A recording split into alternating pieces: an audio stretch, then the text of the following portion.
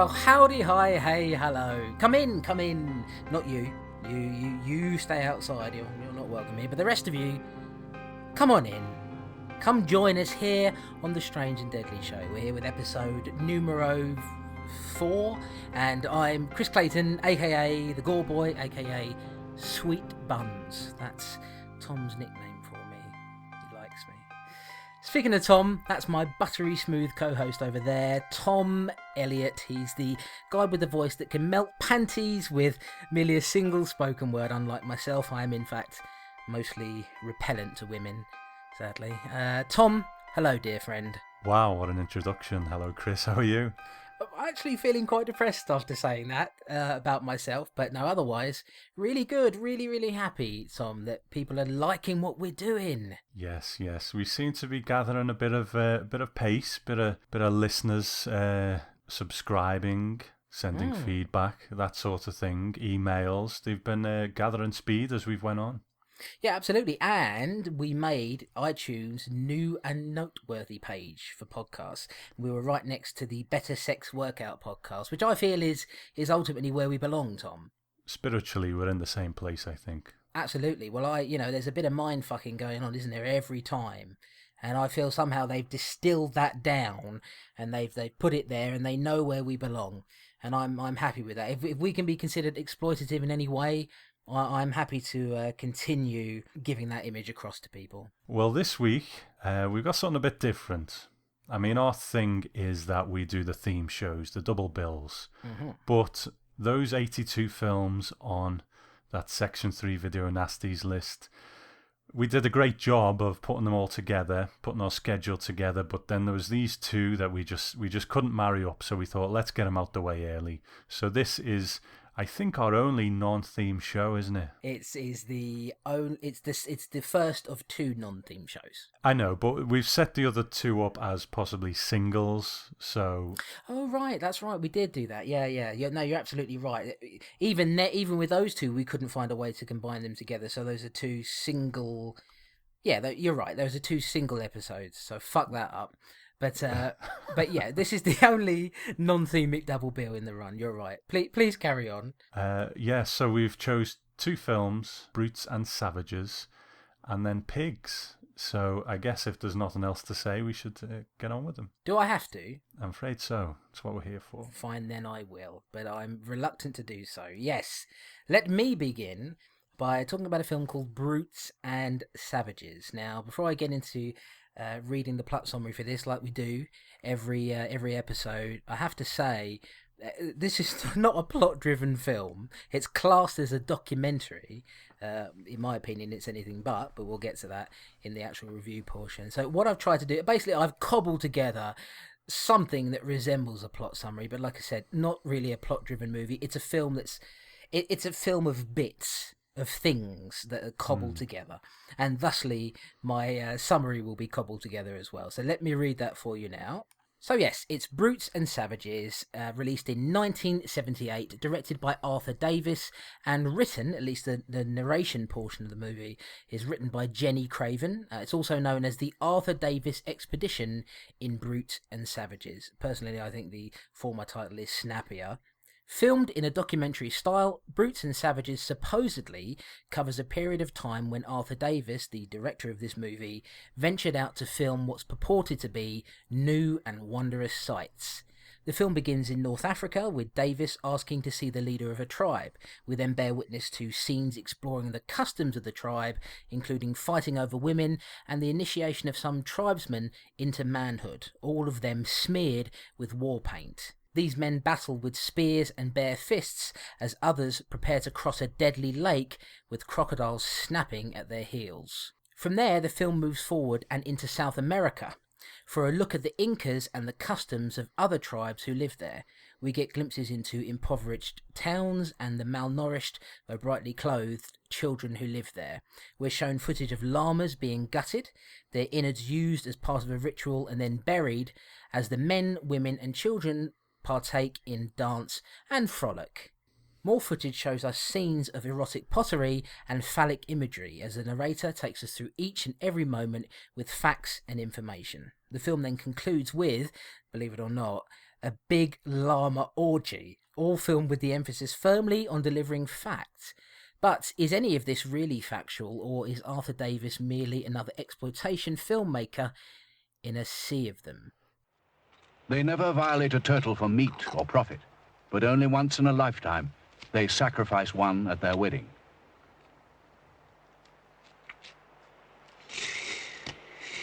To our eyes, this ritual is an atrocity.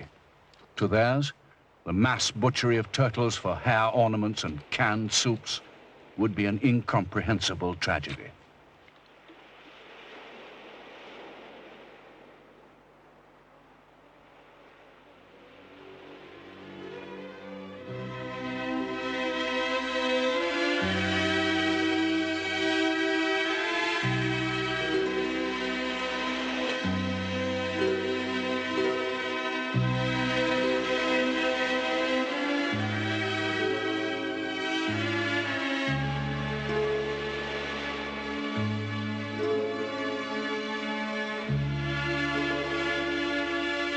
These people believe the smeared blood on the belly of the bride will bless her with many strong sons.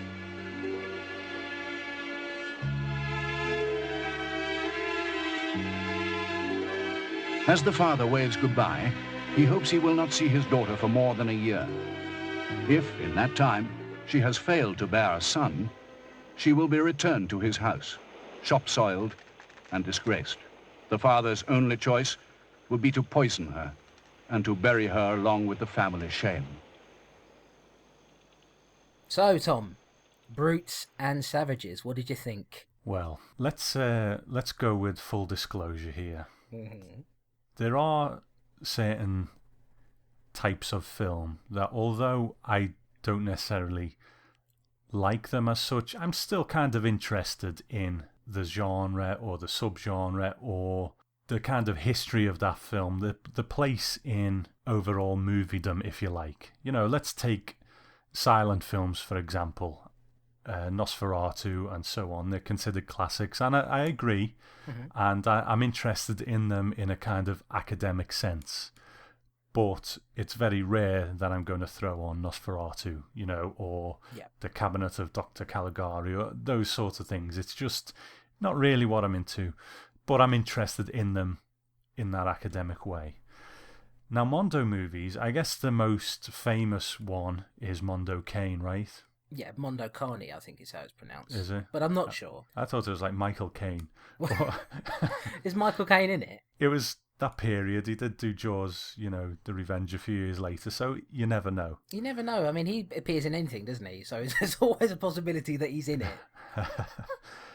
But the thing is, with Mondo movies, I'm just not interested.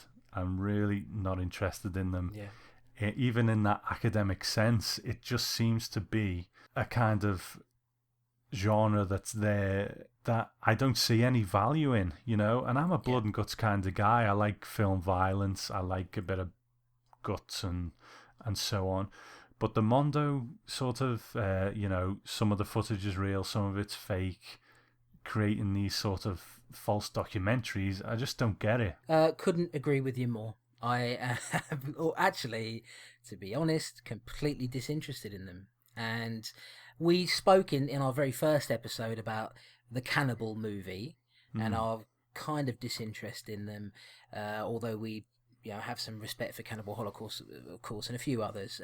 For the most part, we're not really into it. I feel like those are an offshoot of the Mondo movie, but the Mondo movie is kind of like that, but it's also a mix of other stuff that I could not give a toss about.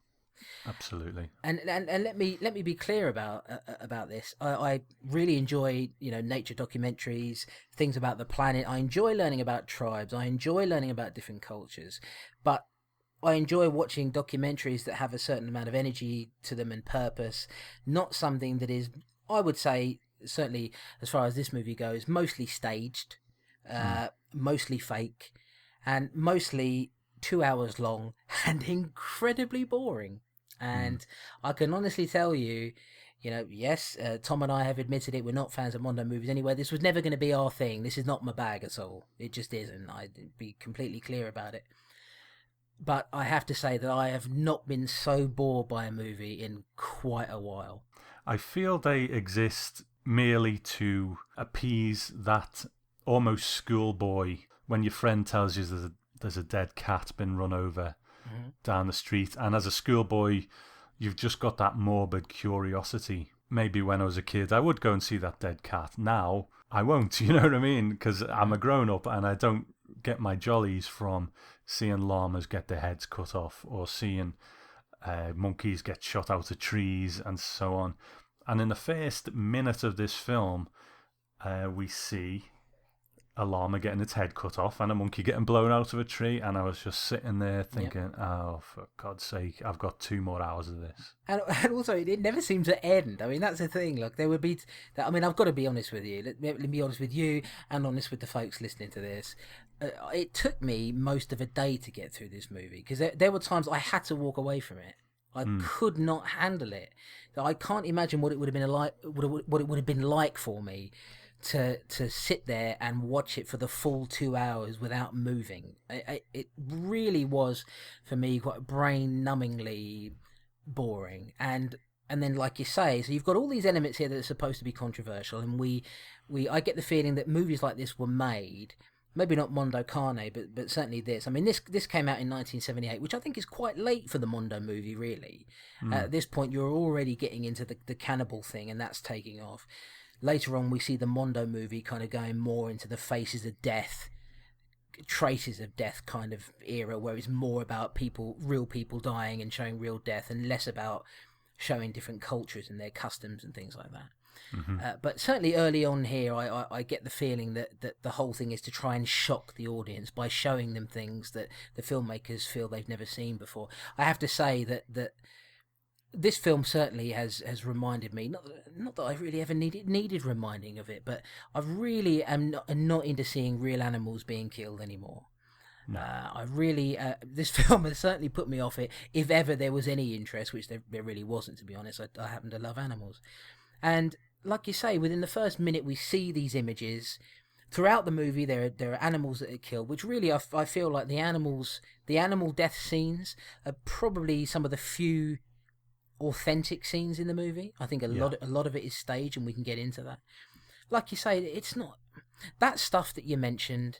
It does nothing for me at all. Well, let's break it down. I don't know whether we'll do every section, but the first section is this portion in Africa where we see, what was the chap's name again? The explorer, Arthur Daly or something? Arthur Davis, yeah. Arthur Davis. And I must just say, Tom, just to interject before you get on with your point, you mustn't forget that for all the faults this movie has, it has one very good thing, which is Arthur Davis wearing a fierce salmon pink safari suit. That is, I mean, he's walking around like Johnny the Pimp, and I approve of the fashion choice. Good. Well, at least there's something good in there. But this African section, Arthur goes and meets this tribe, and he has this very sort of stilted scene with the elder of the tribe, and he gets permission to film there. Immediately, the footage is quite fake, I think, because it's not filmed in a documentary way. You know, it's filmed in a way whereby camera shots will go from one side to the other. You know, if you're watching a tribe, you don't say, okay, let's just do that again. You know, you're very much sort of standing back, letting them do their thing as you watch. But this is filmed like a film. Yeah. And I suppose it's photographed quite well in this section. But yeah, it's just this tribe, and they do say in the opening section that if footage isn't real, it's based on real things and real events, sort of thing. Yeah. Well, this tribe all seem to have this thing where they oil themselves up with honey and goat dung. Absolutely. I do it every day, Tom. It keeps my skin looking pure and clean. And it you know, when you pull on skin and it's got that elasticity to it, that's all honey and goat dung. So if you want to look as beautiful as me, you know, following those footsteps. No, but seriously, it's, and also they're smearing this war paint on their face and bodies, and there's never any explanation as to how they've made these paints, because they're very, very, they're vivid colours, you know. Yeah. It's for me, as far as I can tell, all of the tribe stuff is staged. and fake. It's like you said there. There's a bit there on the bottom of the screen during the opening credits where they say that whether it's real or whether it's simulated, everything is based on some kind of truth. And I feel like, well, actually, you're basically admitting that you're making most of this up. The only thing that is genuine in it is a goat gets decapitated. Mm-hmm. And I think we've made our feelings clear on that sort of thing. You know, in the I was reading up a bit on Cannibal, the Diodato movie that we discussed in the first episode, and he made a comment of something like, "Well, if they were killing something, then we just film it, but they were going to kill it anyway." This is so staged that I can't imagine that these were real tribes people and they were really going to kill that goat. So I won't dwell on it too much, but you know, there it is. I think we've made our feelings clear on that. No, we absolutely have. I mean, the thing is also they take the goat's decapitated head, and the tribesman has his hand in there, and he's sort of making the goat talk. And I thought to myself, you know, give the damn goat some dignity, man. This is, and unfortunately, a lot of these sort of third-rate cannibal productions. I'm not saying this is a cannibal production, but a lot of them, like Cannibal Ferox, for example, they weren't following a real tribe a lot of the time, and also so therefore they didn't need to kill an animal just to shock somebody. And that's, you know, I'm trying to get all Peter on you, but it just is. I just think it's unnecessary. But we've got this. So we've got these early tribe scenes where we're seeing the initiation of the couple of these guys fighting. One of the guys wants to get off with the leader's daughter. And in order to achieve that, he needs to have a battle with a couple of other guys, and so they're having this battle, incredibly well filmed battle. You know, there's nothing particularly savage about it. You can tell that the blood is fake. So this is all stage stuff, isn't it? It's nicely shot, I think, but the violence itself has absolutely no impact. You can tell that they're just play fighting. Absolutely, and like the blood is like red paint. You know, it just you can immediately tell that there's nothing authentic about it.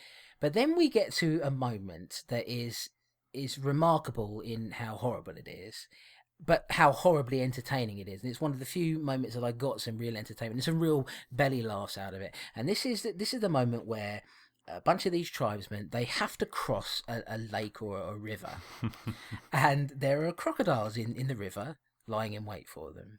And one of these guys manages to make it across okay, and then another guy, he goes across, and he gets attacked by a crocodile. And it's... Do you want to tell them what happens, Tom, in that moment? Because it has to be seen to be believed. It is the highlight of the film for me. It's this guy thrashing around in the water, and it's like a giant glove puppet or something. This crocodile chewing on his head and stuff like that. And it just looks awful. But again, it's a highlight because they're going for this sort of air of authenticity, and this just... If you had any doubts before, all those doubts are gone now. Absolutely. And it also, one thing you didn't mention there is that if you look very carefully, when he's being attacked by the crocodile, it cuts between two different scenes. And in one scene, he's there in the river and you can't really see the crocodile. And in another scene, it's almost a completely... If you look at the colour of the water, you can tell that they're filming part of it in a swimming pool because it's clear blue, and then it will immediately change to this murky brown water, and it's like, so you film part of the attack scene in a swimming pool with a stand-in actor, and then you're cutting back and forth. It's hilarious. But then we go on to the next section, and I've got to say, the copy I watched, let me put it this way, I didn't buy it. A lot of these films I will buy. When we're going to watch them, other times I will watch them via other means.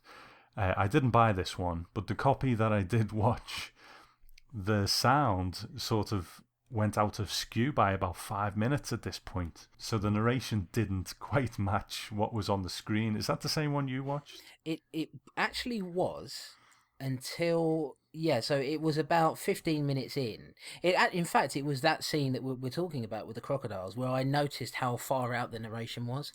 But, you see, by this time you'd already seen it, and I saw the film much later than you did.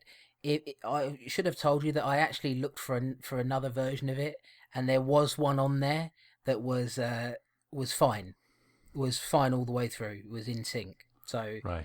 Yeah, so I actually managed to watch it with the narration intact. I must admit, I'm not losing any sleep over it. You know, I'm not sure it really had much impact. The narration's all bullshit anyway. What's on the screen is all bollocks. So it's like, it doesn't really matter. But the next section is in South America. This little village, supposed to be quite run down and so on. The women always walk around half dressed. And I don't know really what to say about this one. I think it's got the most, don't mean to harp on about the animal killings, but maybe the most disturbing one in the turtle death. To me, it rivals the one in Cannibal Holocaust. Again, it's an unnecessary death. We're not harp on about it. But yeah, and you were mentioning the village there, that rundown village. To me, I mean, they make up this excuse, which is that the villagers there, because they knew that a camera crew was coming, they intentionally wore bright clothing, and I don't quite believe that, because the whole thing is done in a, like I said in the plot summary, it's done in a sort of documentary style, as if it's meant to be a factual documentary, but it just isn't. And you also mentioned the narration there, not to pull too far away from where we're going.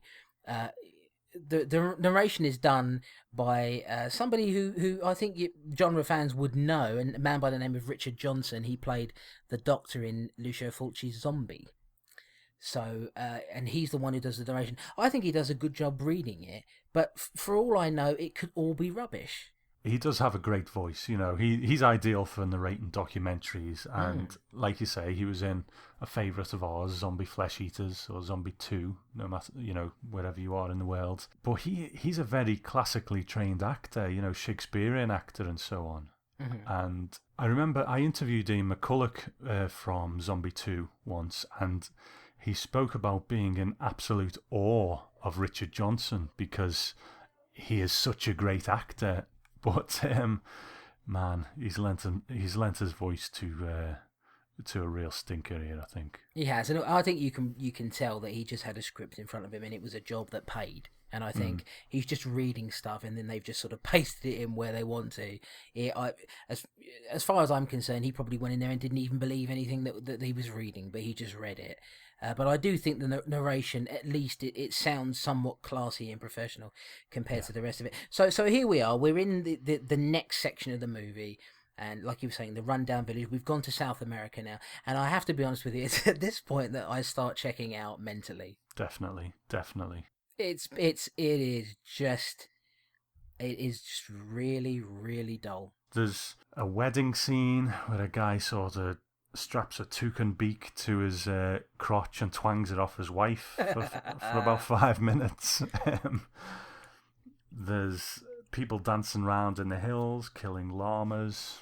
I really don't know where to go from here because, like you, I just kind of checked out. I was looking at my phone, and don't get me wrong, folks, I don't want to shortchange anyone, and I want to give as best review I can of these movies, but this one, I don't think I'll struggle with a film on this list, and I might live to regret this. I don't think I'll struggle with a film on this list as much as I have with this one. Choose your words wisely, my friend, because you never know. But I don't mind if we do shortchange them. Fuck this movie, and fuck you too if you like it, Tom. No, but it is just, yeah. It was a real. I haven't struggled this hard to get through a movie in quite a long time, and it is in the last episode you mentioned very briefly that Graduation Day, the slasher movie, a very different kind of movie, was quite muddled.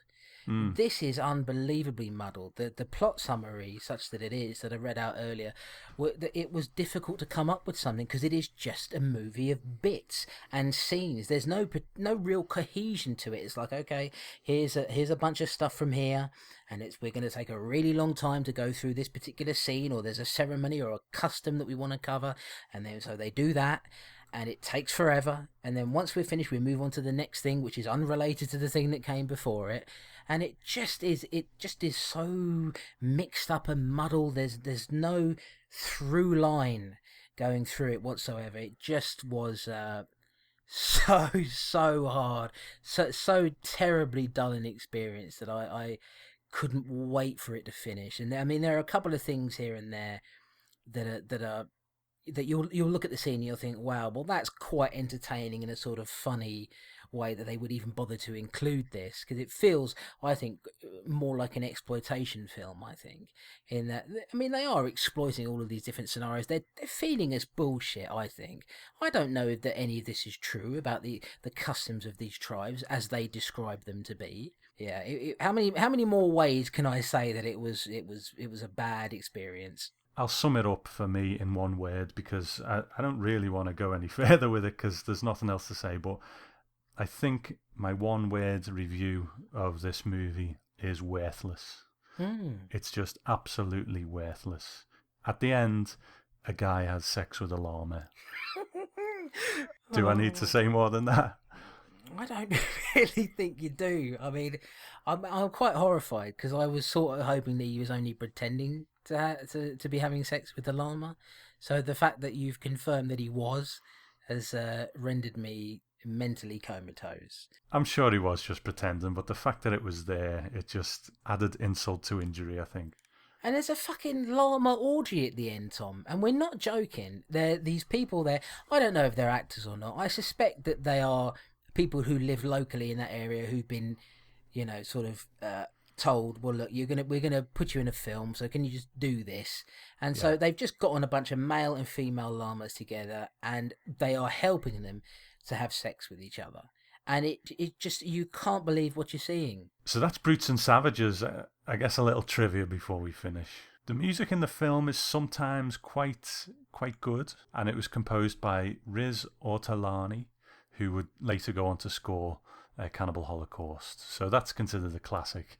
And his very first score was written for Mondo Carne. Brutes and Savages obviously owes much to that in terms of inspiration. And Ortolani composed music for over 200 films in his lifetime. Yeah, he was a very prolific composer, and I think there are moments here, there are bits of music in here where you can hear a little bit of that, the ominous feeling that you get when you listen to Cannibal Holocaust. Mm-hmm. The soundtrack of that. I feel like he makes music sometimes that unsettles me. Yeah. And so you get a little bit of that in here. There's some disco infused stuff. That's what he does. Well, certainly that's what he was doing around this period of time. And yeah, we at least listen out for that if you're gonna watch the movie, which I don't recommend because it's nearly 2 hours long and it doesn't need to be. Like I was saying before, the British narrator was Richard Johnson, who was uncredited on the movie. I believe they credited the narration as being done by Arthur Davis. We don't really know who Arthur Davis is. Like, there's no. He's the guy in the movie in the fierce salmon pink coloured safari suit, which is a favourite of mine in the beginning of the movie, and then he's in there a little bit sort of after that, and then a bit after that, and then he walks around the erotic pottery, which is, I never want to see erotic pottery again. I never want to see any movie that has pottery in it again, to be quite frank, because it's like a 10-minute scene, isn't it? Like just them walking around showing phallic pottery. I don't care about this. I I don't. know. You know what I mean? But yeah. So, and Arthur Davis is in there. Incidentally, despite they make quite a big deal about the fact that Arthur Davis, whoever he is the guy who's leading this expedition, if you want to call it that. They have his name up there big, Arthur Davis and his expedition. They make such a big deal out of him. This was the only film he ever directed. He never made any other movies or starred in them. This was it. I think it's an assumed name. Someone's made this name up, haven't they, and made the movie, trying to pass off this fake persona. Who knows if it had been more of a success, maybe we'd have had a whole series of Arthur Davis adventures. Thank God we didn't. Oh, but God, thank God for that. Yeah, and I think he was probably an Italian gentleman who gave himself a very American sounding, or Arthur Davis sounds more like a British name, doesn't it? Really, but gave himself a very Western sounding name in order to I suppose be able to sell the movie a little bit better. Maybe, I don't know, but he never made any other movies after that, and thank fuck for that. If you want to buy this movie, you are a fool. And if I had my way, I would shoot you in the head with a gun. But I don't have a gun and you're not near me. So therefore, if you decide to make the wrong decision in life, you can buy the film on DVD from Synapse. Synapse is a good company. Why would you bother restoring this? I don't know. They go for the cult stuff. Maybe it has its fans somewhere, but I really don't know. It's like I say, it just seems such a waste of time for me. Yeah, by the way, when I said that I would shoot people in the head with a gun, that was a joke. Because we live in an age nowadays where I could say that and I could be cuffed and sent to prison the very next day for saying it. So that was just a joke there, folks. Should we move on to pigs? Well, I suppose so. If we have to, tell me about pigs, Tom. Okay, Pigs from 1972, directed by Mark Lawrence, written by Mark Lawrence, and also starring Mark Lawrence. And it's also known as Daddy's Deadly Darling.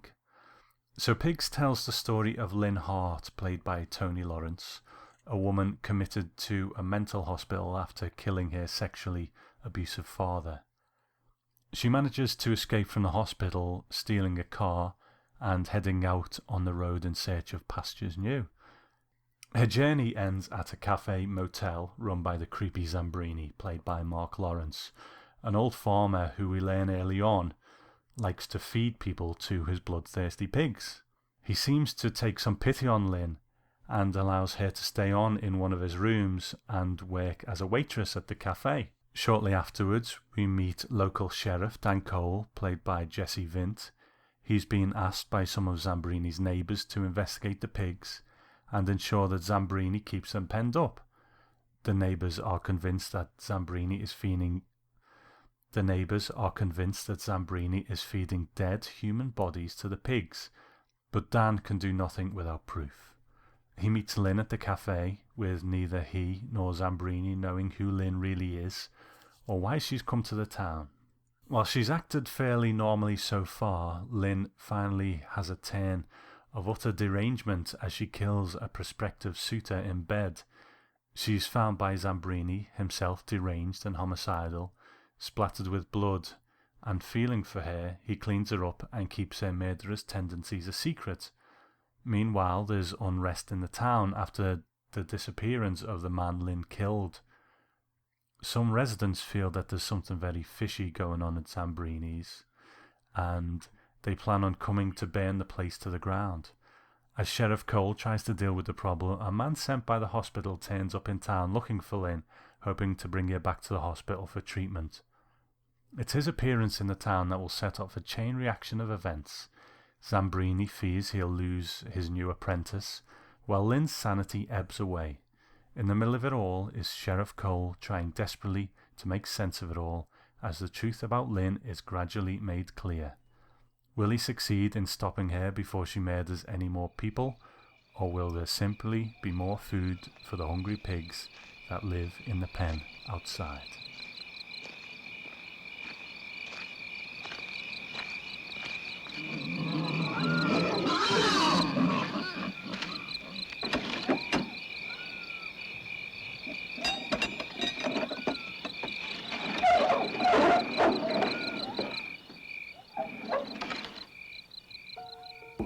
The pigs get hungry. Yeah.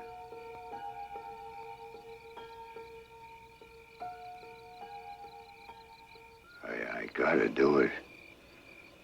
They got used to eating human flesh. I gotta do it. I'm sorry. You know, the first time it happened, it was an accident. They got loose in the field. There was a drunk. He was asleep. Yeah, he was asleep.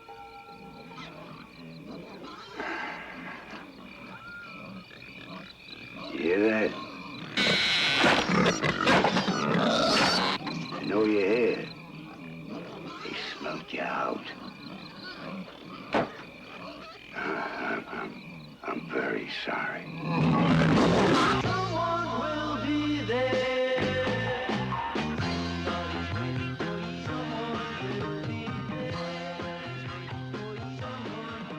So, Chris, pigs, what do you think? Oh, pigs! What do you say about pigs, Tom? Ooh, it's shit. But it is, I think, somewhat entertaining shit. It is very, very grindhouse. It is, I mean, how do we get into this? It is abysmally acted, Very, very poorly edited. Scene transitions are horrible.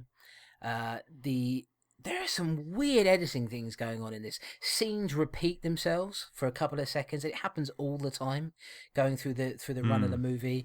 It's written and directed by Mark Lawrence, like you said. It's starring Mark Lawrence as Zambrini. This is a guy who we're going to get into him a little bit further on, but was a character actor whose career began in the 30s, so has been acting for a long time here. I don't know what happened to him. If he ever had any acting skills to begin with, they're not on show here.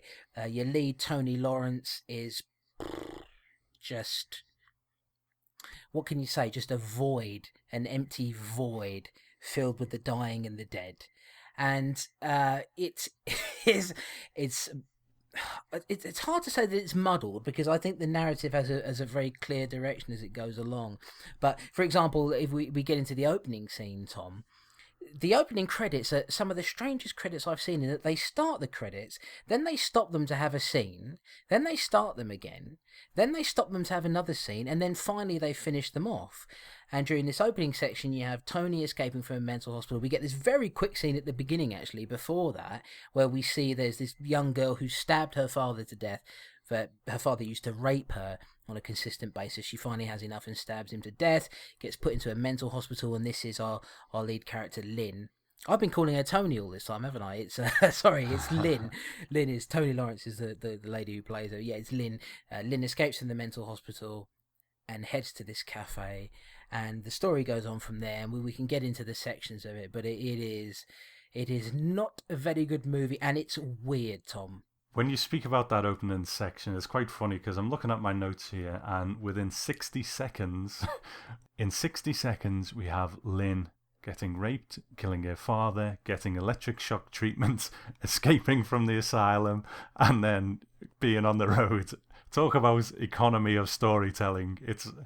There's even a bizarre scene with a psychiatrist with a really strange voice, and then here we go. She goes to the farm and meets up with Zambrini. But I think where we're going to differ here, Chris, is all along I've said with this Section 3 list, what I want to find from it is those undiscovered little gems, those things that don't really get the recognition, but I'll watch it and think, actually, this is a pretty good movie and I enjoy this.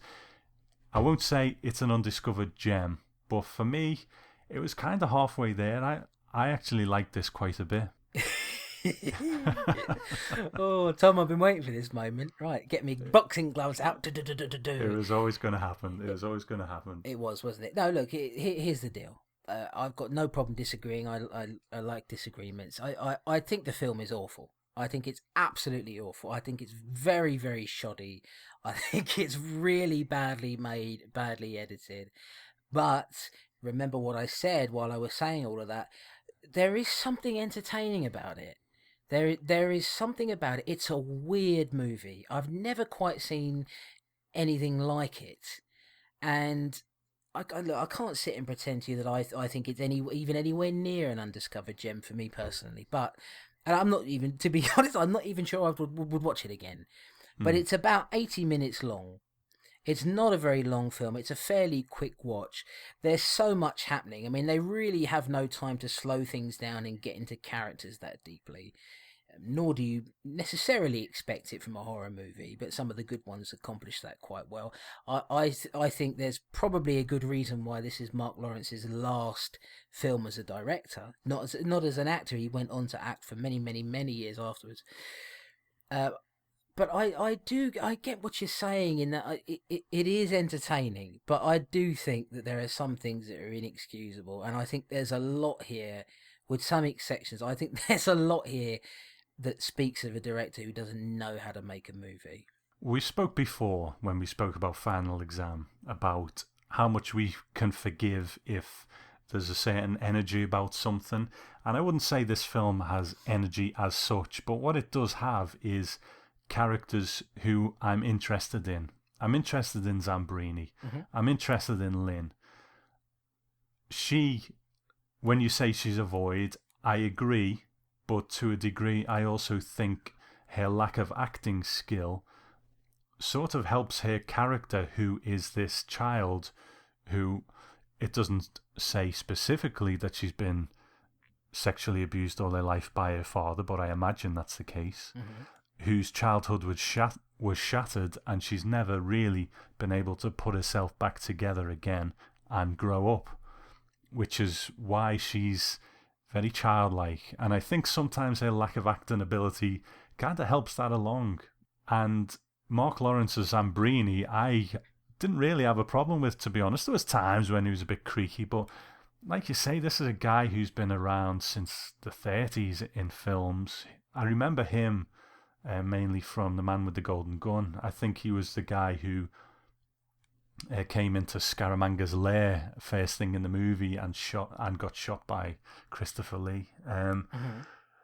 But I'm interested in who they are, and unfortunately the film doesn't really delve into that very much. You know, we can sort of see where she's come from, but who is Zambrini? Why is he there? Why is he doing this? I don't know. I think that there's no doubt about it. This movie has much more purpose than the previous one we discussed, although it's a completely different kind of movie. I think for me, my problem with Mark Lawrence is that I found his delivery of his lines to just lack a certain amount of confidence. The delivery is very strange. It's very stilted, which I wouldn't really expect from an actor who's been around for that long and is quite experienced. I actually thought that the actor who came across the best was the guy Jesse Vint, who played the local sheriff Dan Cole. I really felt like his line deliveries, I thought he seemed to be more sure of himself than anybody else.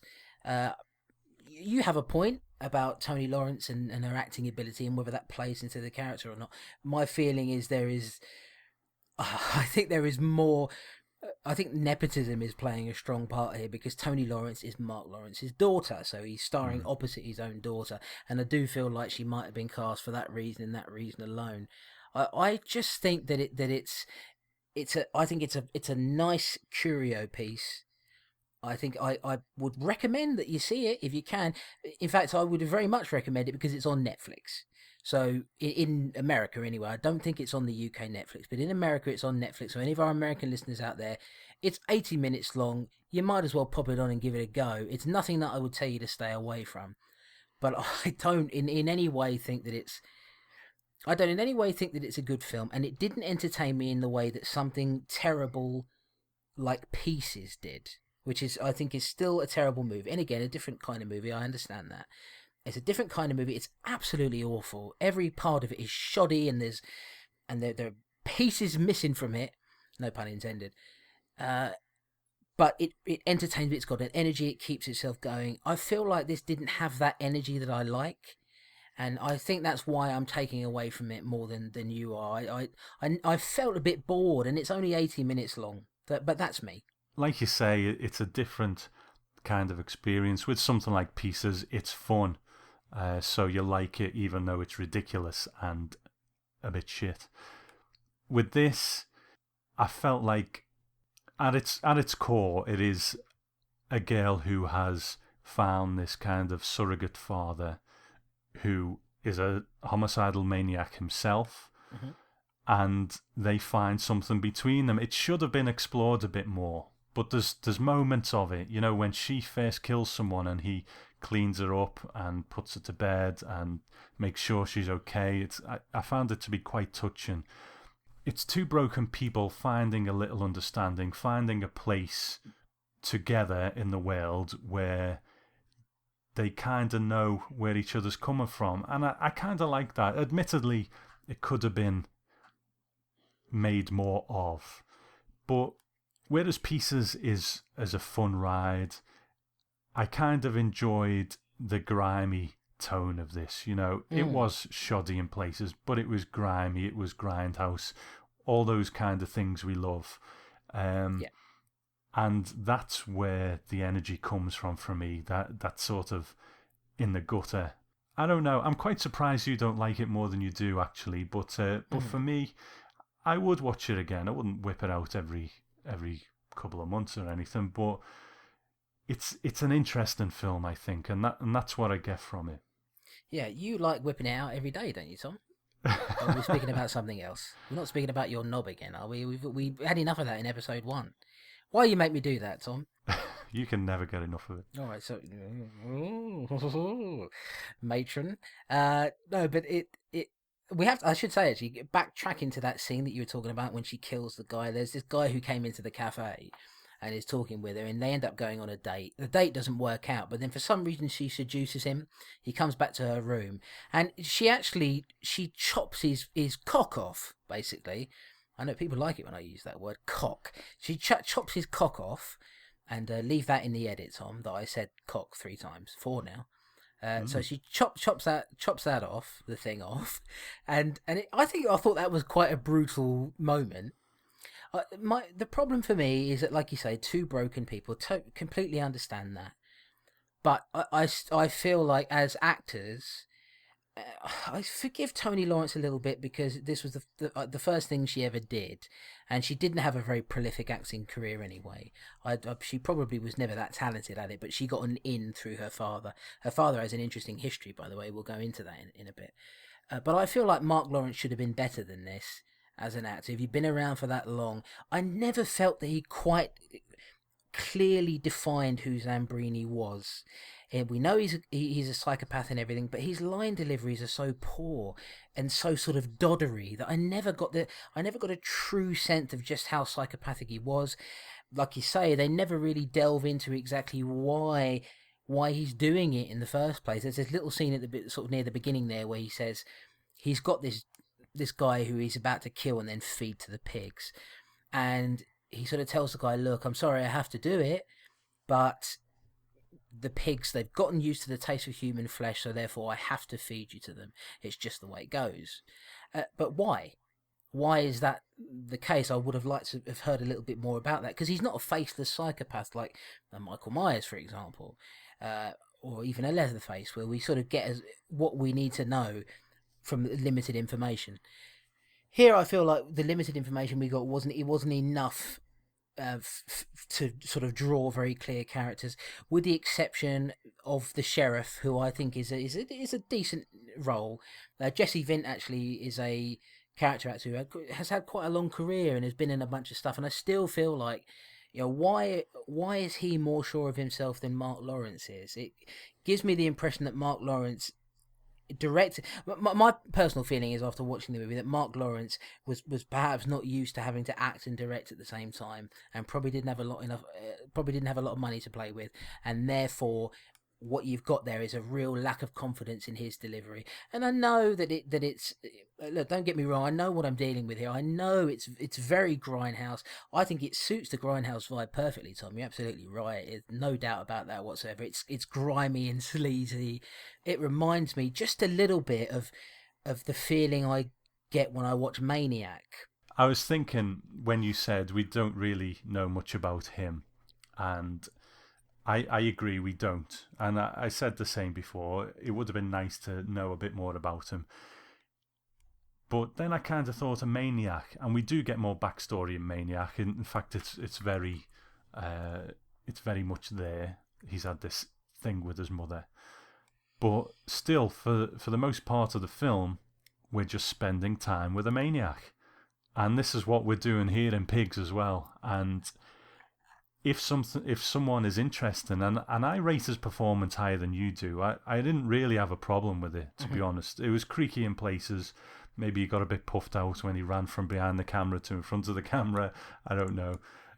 But I didn't really have a problem with it. There was just any time when I started to feel it was getting too ropey, it kind of threw something in there that was quite interesting, like the lipstick scene where she's putting on lipstick and she's sort of looking in the mirror, quite sexy and so on. And then all of a sudden, it goes from her lips to she just draws all over her face with this lipstick. And it just shows how disjointed her idea of sex and sexuality is because of what she's went through. And I suppose it's quite obvious, but again, I'm just interested by it. And I'm also interested in the fact that Mark Lawrence has worked in, from the 30s onwards, that he would choose to make a film like this when he was 62 years old, not a young man, in a time of grindhouse films, very gruesome films, and he's made a film that sort of fits quite well with the era, whether you like the film or not, and I think that's quite fascinating too. Well, fuck you. No, no, seriously. Speaking seriously, Tom, I agree that moment, by the way, with the lipstick, I think it does work. I think there are moments in there, I'm not trying to sort of characterize myself as being somebody who hates the movie. I don't hate it. I don't think it's a very good movie. And I think I think you're absolutely right that it fits into that era very well. But I also think there are movies from that era that are better than this.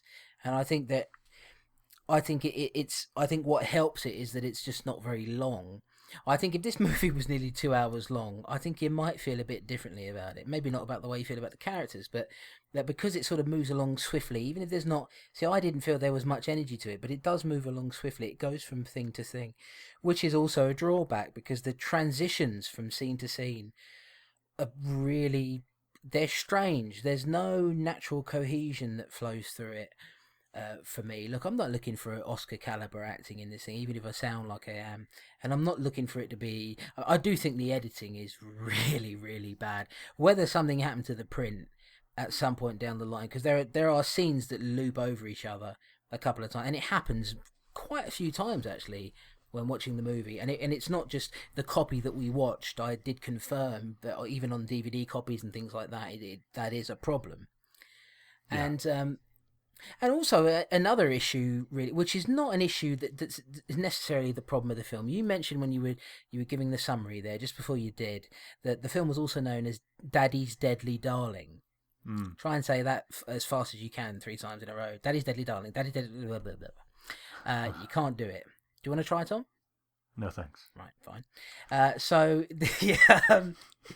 But that was the original title. I think that title actually fits the film better because the pigs are kind of incidental to the whole thing. Do you not agree? Yeah, I see what you're saying. I was watching it at one point thinking, are they trying to say, well, the men are the pigs? Is that what they're trying to say? I don't know. But is it true that this sat on the shelf for a number of years before actually being released? I believe. Well, that is something that's on the internet, so you take it for what you will. There's not a lot of information about the movie out there. What I think what we know, and again, I can't 100% confirm this. The movie was originally released under the title of Daddy's Deadly Darling. And then when Troma picked it up and distributed it themselves, because Troma Entertainment are the ones who now distribute this film, I believe, don't quote me on this, I believe they changed the title to Pigs. Right. And they put pigs on the front cover of it. And it's very much meant to sell it as if you're about to watch a killer animal movie. And in actual fact, it's anything but. The pigs are largely a side note, I think, in the whole thing. It's more about this particular story, and that pigs happen to be an offshoot of Zambrini, and he feeds people to the pigs. But they're really not, apart from some strange noises and things like that, they've not featured that much. Yeah. I think if that's the case, then we should really blame Troma for that if they've renamed it, because if Mark Lawrence has called it Daddy's Deadly Darling, then that makes a lot more sense.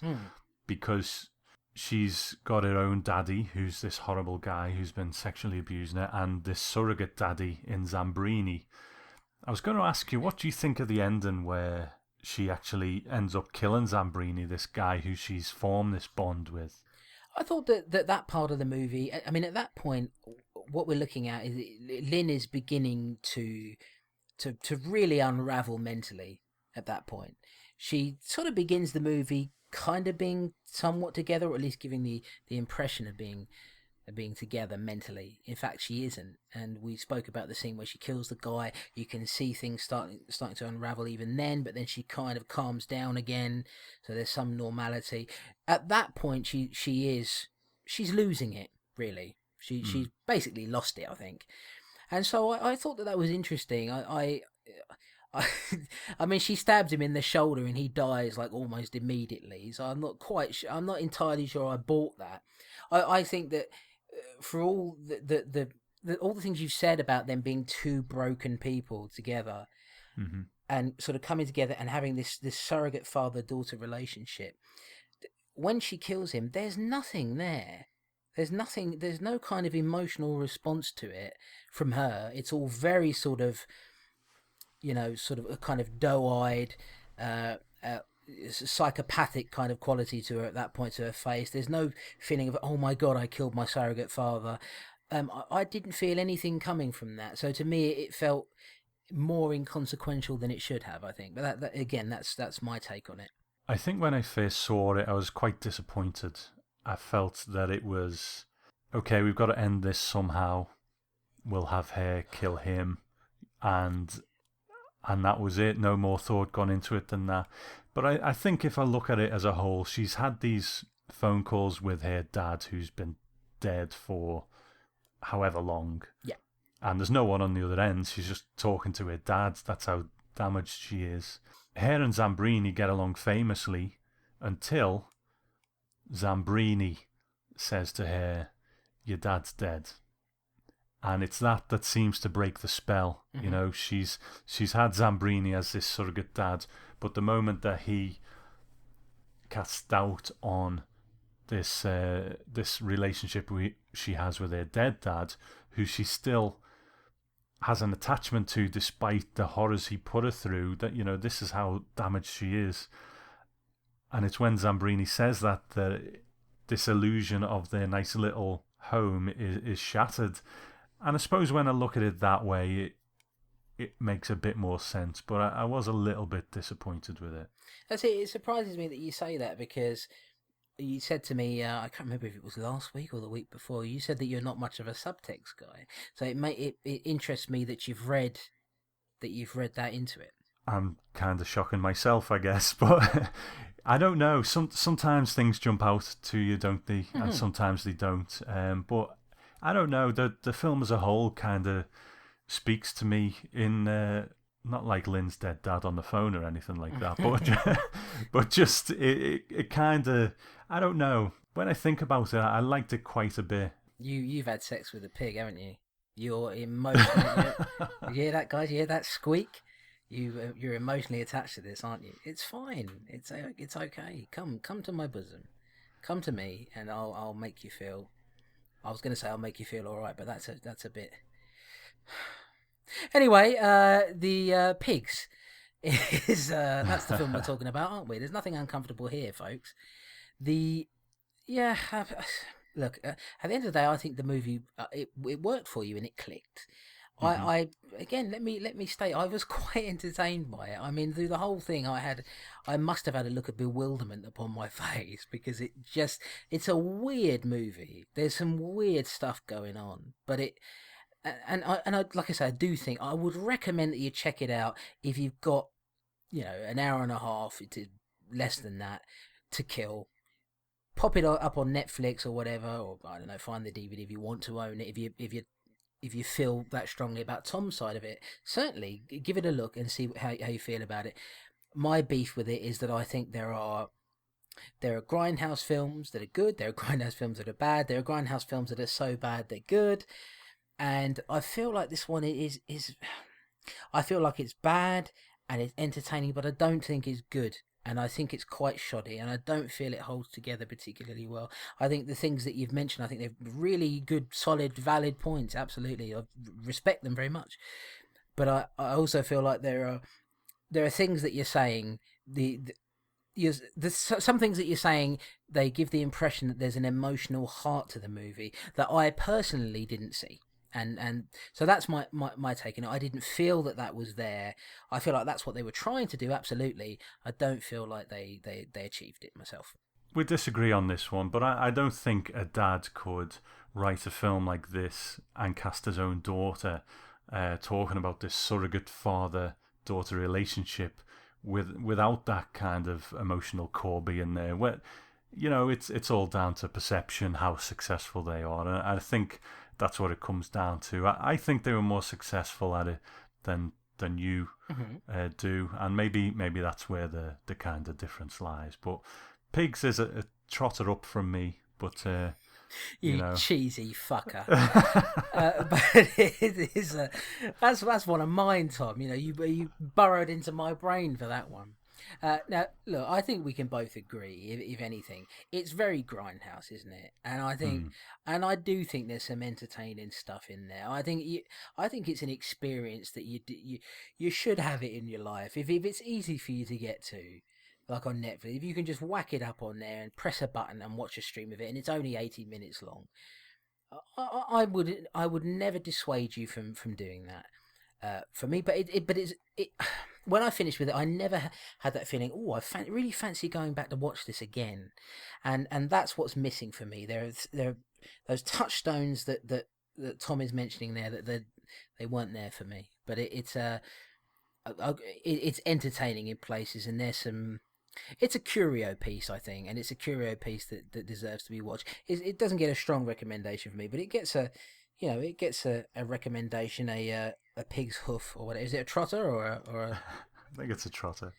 is it? It gets a good old crispy piece of bacon. How about that? A good old crispy piece of bacon sizzling in a frying pan.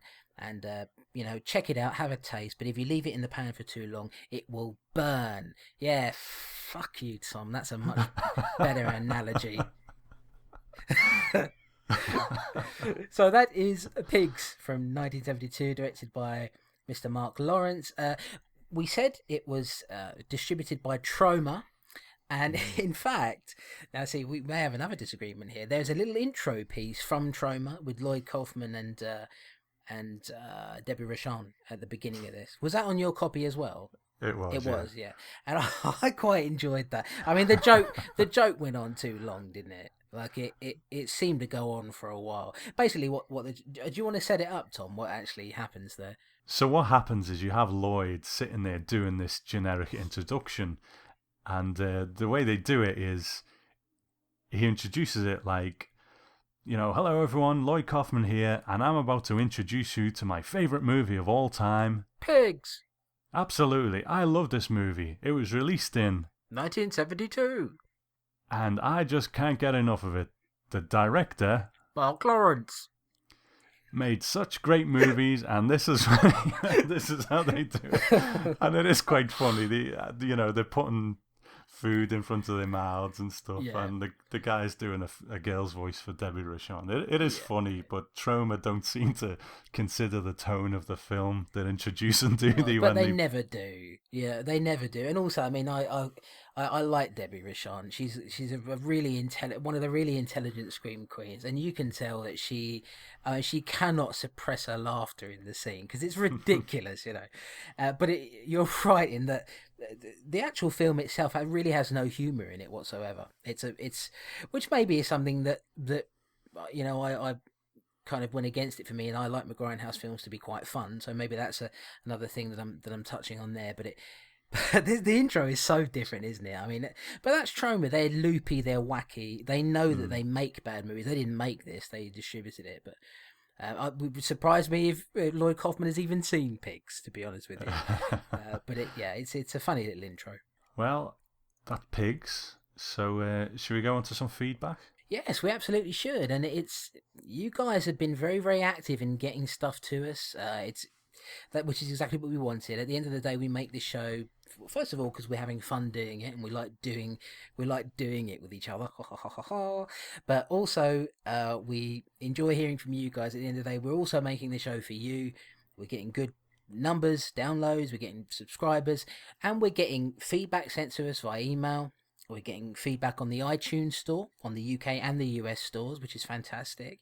But we're going to begin with our old friend, the Ideas Thief.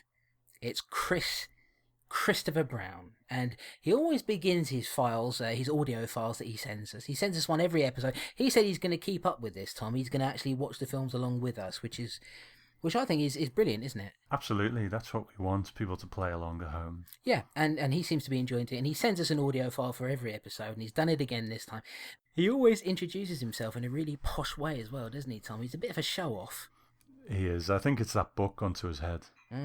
Yeah, I haven't even bothered to read it yet, so it's probably trash. Anyway, Chris Brown has sent in an audio file, and here it is. He's going to be talking very briefly about the two films that we talked about during this episode. Chris Brown, take it away. Don't take our show away. We know you like to steal things. Hi, gents. It's Christopher Brown here, podcaster, journalist, bon vivant. I wish to speak to you today, not really about pigs, because I haven't really got a lot to say about it, really. It's a perfectly normal, I think Troma put it out. I think the most notable thing about pigs is the fact that it kind of, who directed it, but also that it was it kind of did a lot of stuff quite early on, so it wasn't really, it wasn't kind of like copying lots of films. It kind of went its own way. Reminds you a bit in that sense of like some of the other drive-through movies of the time, like Axe or Don't Look in the Basement, which they all kind of came out in in similar early 70s timings.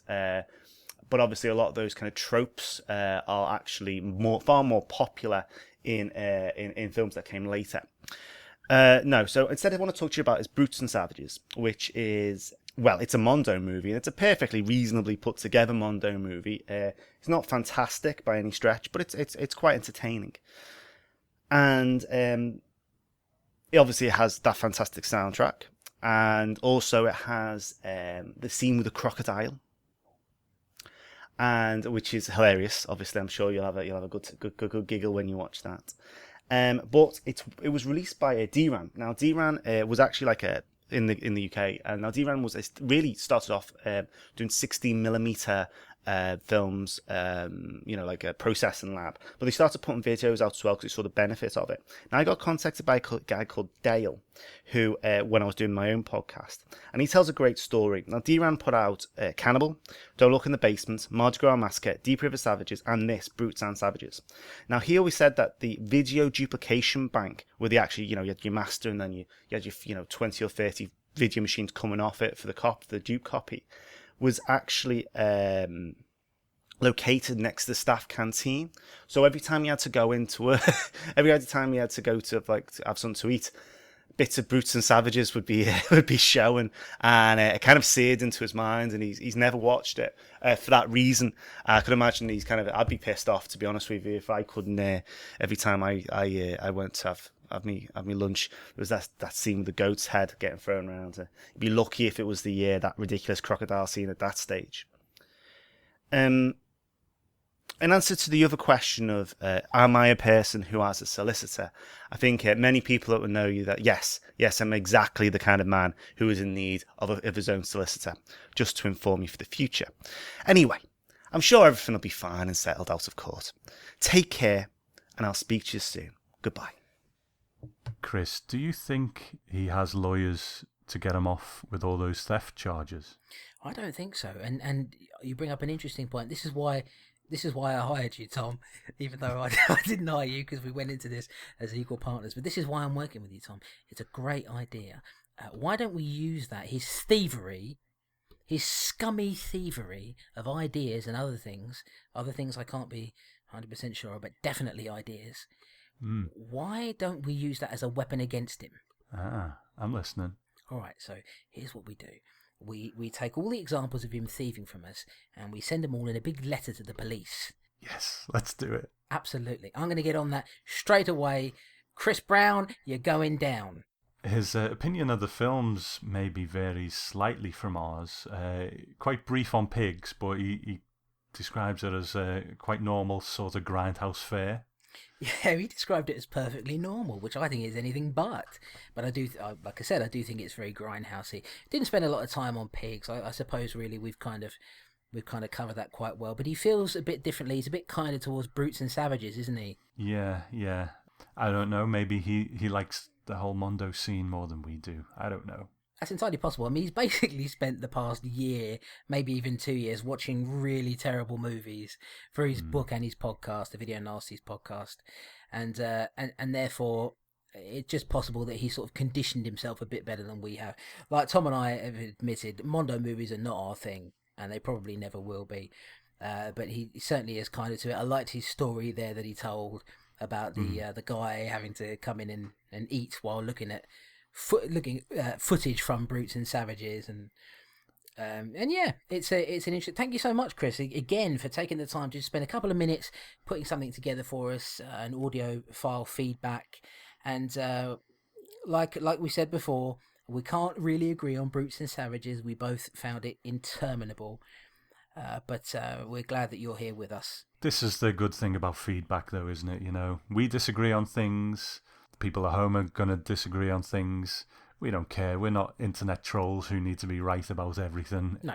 That's what we like. We like getting voices on and hear what you think about the movies. So thank you, Chris. Yeah, absolutely. We've always been, I think, we're the kind of people we like to hear back from people. We never feel that our opinion is the definitive opinion. It would be stupid to feel that way.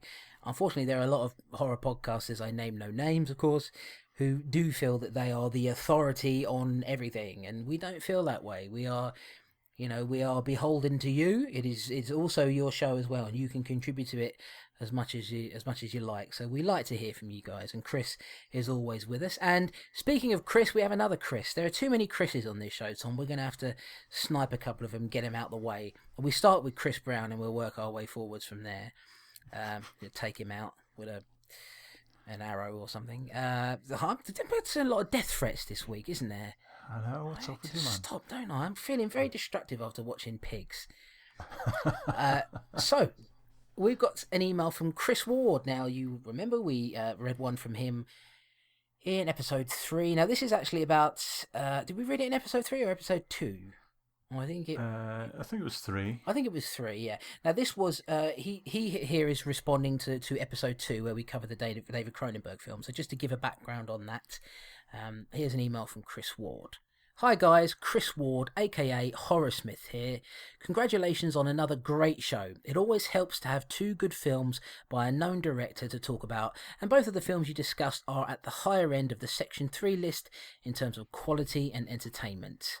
Personally, David Cronenberg is probably my director of choice. Having seen The Fly when it first came out and getting totally obsessed with it, the film is still in my top 10 films of all time to this day. When it comes to his early works, I must admit that Rabid is probably my least favourite.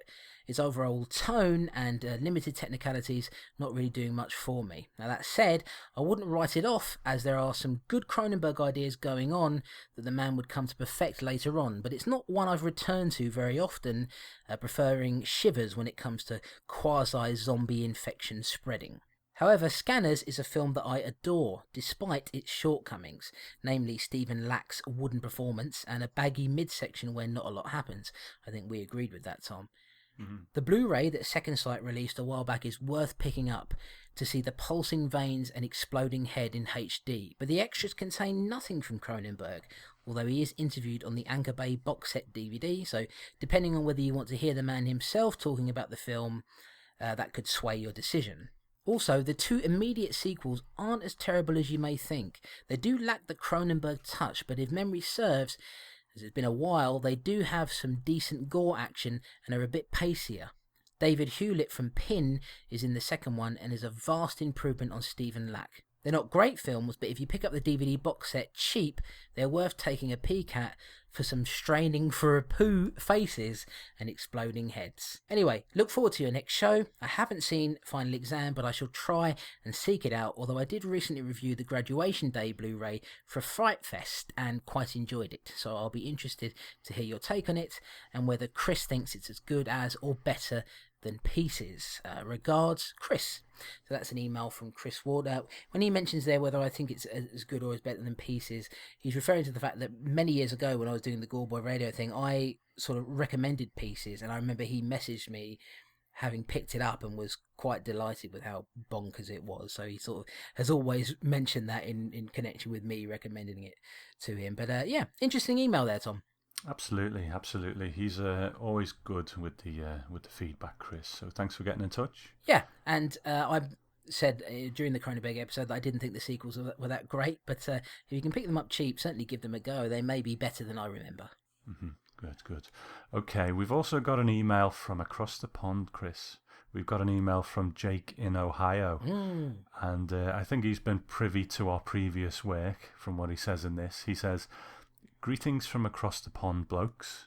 And then he puts in brackets, "Is that one of those racial things I'm not allowed to say if I'm not British myself?" You're with friends, mate. You can say what you want. Don't worry about it. Nope, you're racist. And he says, I felt bad after Chris Thieving Bastard Brown's podcast ended, and I never really sent in much feedback. Thank you, Rob Wilson, for making the rest of us look like slackers. So I want to make up for it by sending in feedback for this podcast, even if I've nothing to say. Okay. I do like the movie Scanners, though. I saw it the first time when I was about 4 years old. I watched it with my parents. I've watched it several times since, and every time I wonder just why the hell my parents allowed me to.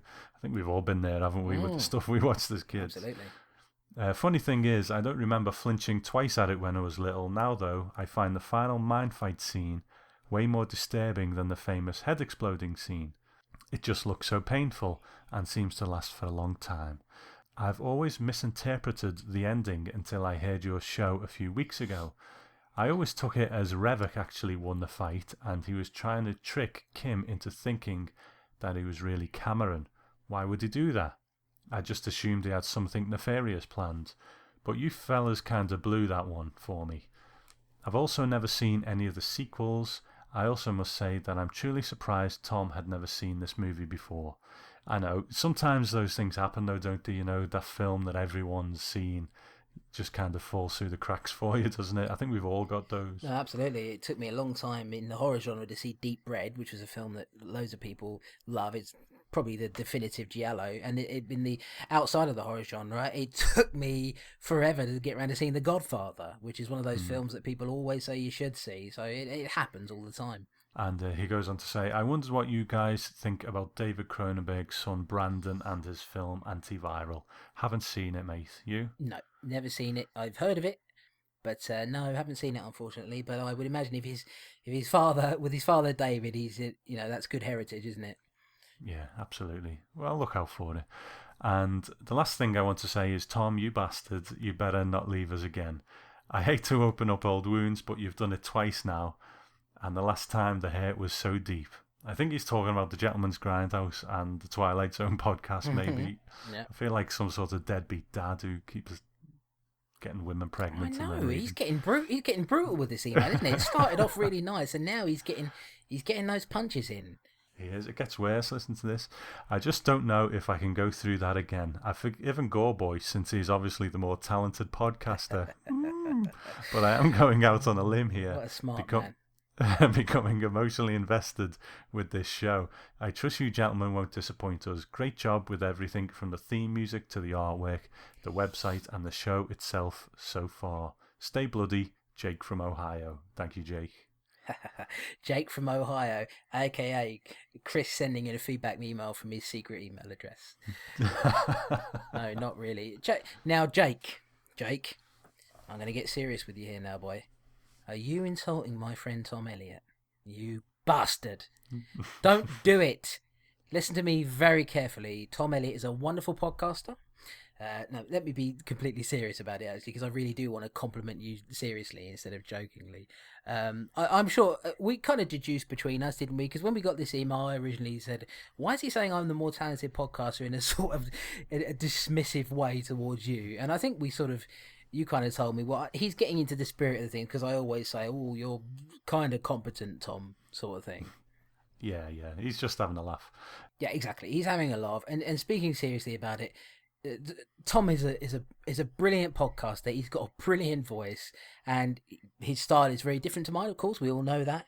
I happen to think we're actually working quite well these days together. So it's really nice for that to have developed naturally. But he's a fantastic podcaster, and I'm the kind of guy who, to be honest with you, I don't have much of an ego, and therefore I thank you very much for the compliment. Such that it is a compliment with humour, of course, but I think Tom is a fantastic podcaster and somebody who's had a longer podcasting career than I have.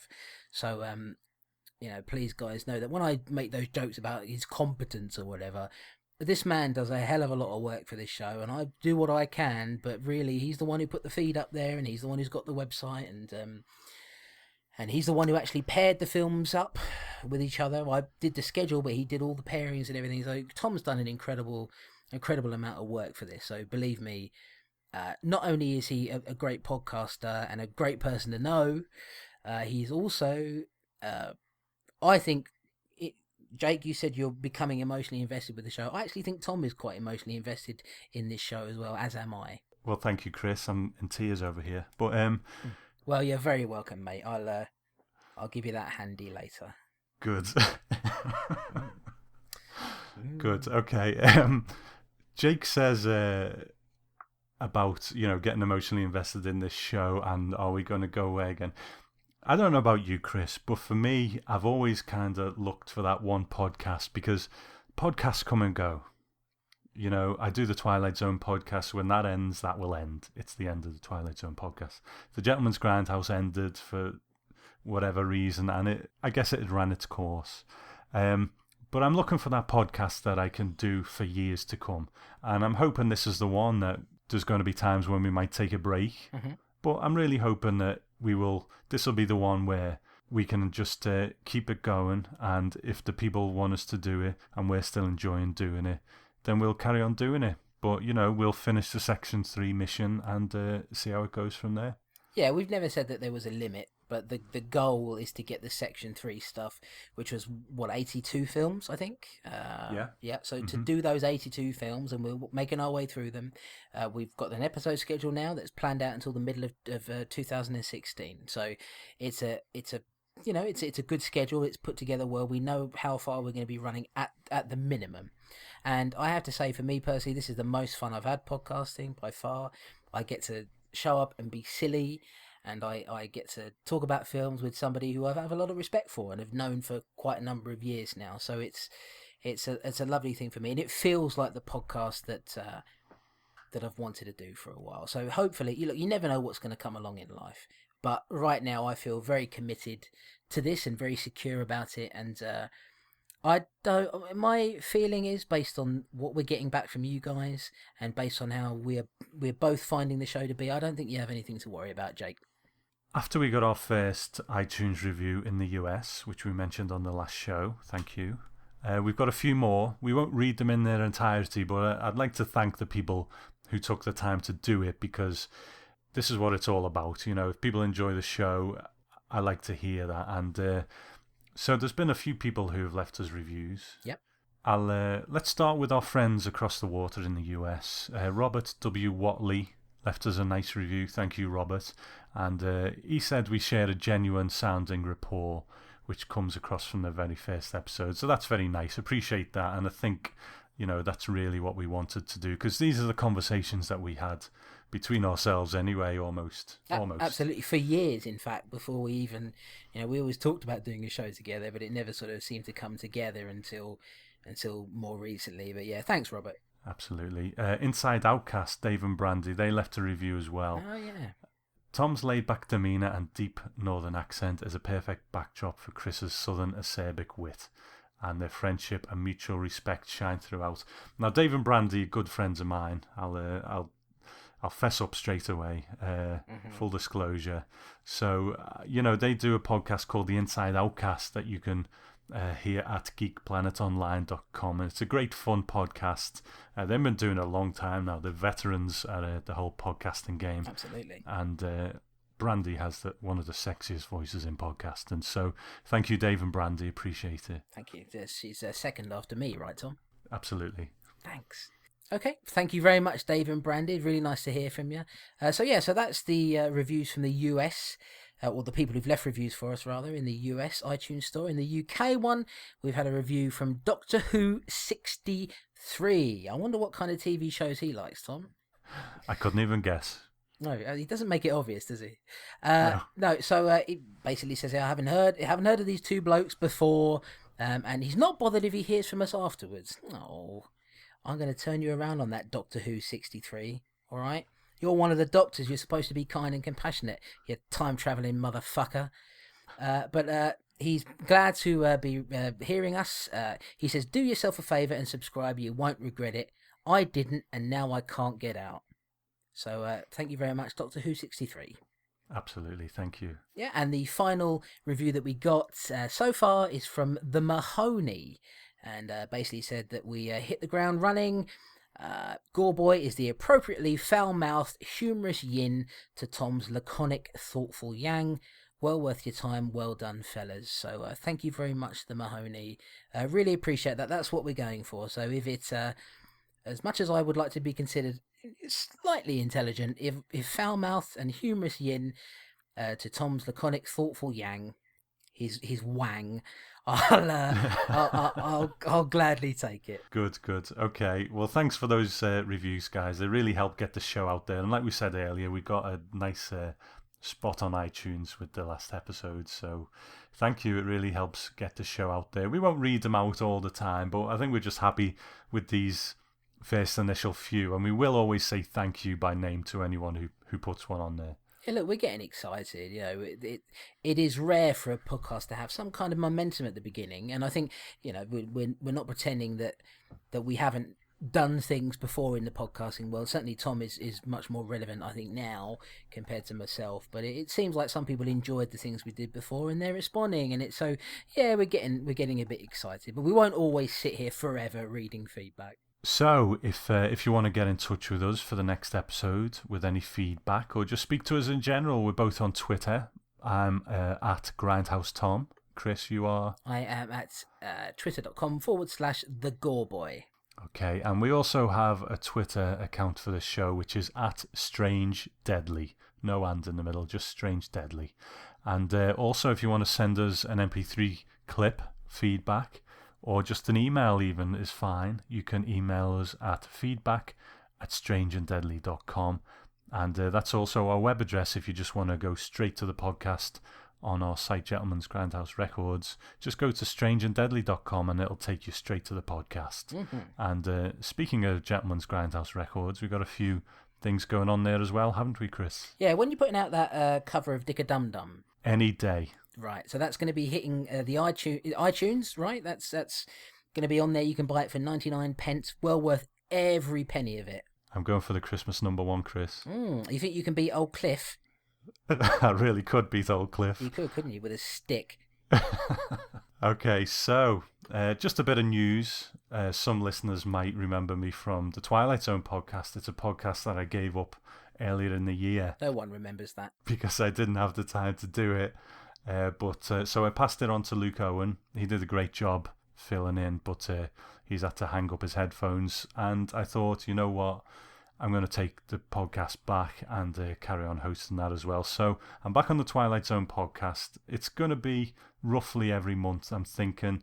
But I kind of see the Strange and Deadly show as the flagship podcast of the website. So that's kind of going to stick to its 2-week schedule. And also on the site you can hear the old Gentleman's Grindhouse podcasts as well if you want to check those out. Yes, and I must say, guys, having listened to the Twilight Zone podcast before, it's got a brilliant atmosphere to it. And it's, look, if at the end of the day, if you listen to this show and all you're listening to really is the sweet deep vocals of Mr. Tom Elliott, and you think, I would really like to hear that without that squeaky twat across the other side of it just talking non-stop about bollocks, then listen to the Twilight Zone podcast, because it's just Tom talking and with clips and all sorts of things, and he's got a lot of respect for the Twilight Zone and the episodes that he covers, and it's really good. You should not miss it. And what about your show, Chris? Well, yes, I think I teased this last week, and then I forgot to talk about it, which is great, isn't it? We're getting off to a wonderful start already. Yes, many years ago, many moons ago, in a land far, far away from this one, I did a show called Gore Boy Radio, and I went under the name Gore Boy at that time, and still kind of do, but mostly known as Chris now. It was called Gore Boy Radio, and the archives of Gore Boy Radio, they were lost for years. The episodes were lost, couldn't find them. They got lost in a hard drive transfer, and they were gone, seemingly gone forever. And then one superhero of a man named Tom Elliott, the very same one that's on this podcast right now. You found them, didn't you, Tom? You found a whole bunch of them. They're not all there, but there's a good chunk of them. About 10, I think, isn't there? Yes, yeah. There's about 10 of them or so, and so what's going to be happening is I'm going to be bringing those back to you. I'm going to be recording a little intro piece for them and putting them up as Gore Boy Radio Golden Oldies. So that's going to be coming to the same website, to Gentleman's Grindhouse Records or strangeanddeadly.com. You can go there and you can hear my old episodes where I sounded like an even squeakier twat. You don't sound squeaky. Right, so just the squeaky part then, not the other part. So what's up next week, Chris? Are you calling me a twat, basically, aren't you? It's fine. I don't mind. What's up next? Well, the next episode, Tom, episode 5. Can't believe it. We're going to be 5 episodes into it. We're going to be going back to our themic double bills once again, now that we've gotten this one out of the way. Look, it's December, guys. By the time this episode comes out, it's going to be early December. By the time we release the next one, it's going to be near Christmas. So, what would fit Christmas better than a double bill of kind of holiday horror, kind of occasion-based horror, I suppose you could say? We're going to be covering in our double bill for the next episode, Christmas Evil, the old classic, and Happy Birthday to Me, which is also something of a slasher classic, I suppose, certainly a bit of a cult movie. So Christmas Evil and Happy Birthday to Me, those are the 2 films we're going to be covering in the next episode. If you want to talk to us about them, email us at feedback@strangeanddeadly.com or talk to us on Twitter, whatever you want to do, but get some feedback over to us if you've seen either of those 2 movies. We think that those films are appropriate for the Christmas period. Great, I will look forward to it and look forward to speaking to you all again in 2 weeks' time. Right, so that's it, folks. We're off. Take care of yourselves, and Tom, I will speak to you again in 2 weeks. I will miss you. Thank you. Bye-bye. Goodbye for now, you.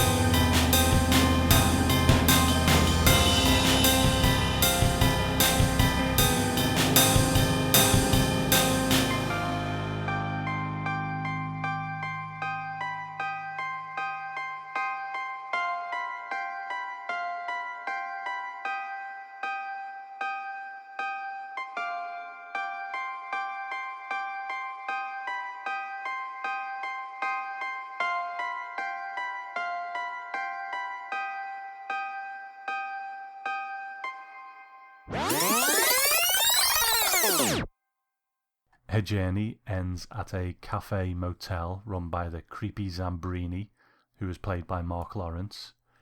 An old farmer who we learn early on has a penchant. Just say you could say penchant, or you could. I'll tell you what has a. We'll change the word because it might sound a bit funny. How about you say has a fetish? Well, is that a fetish? An old farmer who we learn early on feeds pigs. Oh, fuck off. Hold on. An old farmer who we learn early on. Oh, dear. Feeds pigs. Of course he feeds pigs. Hold on. An old farmer who we learn on likes feeding people to his bloodthirsty pigs, you could say. Okay.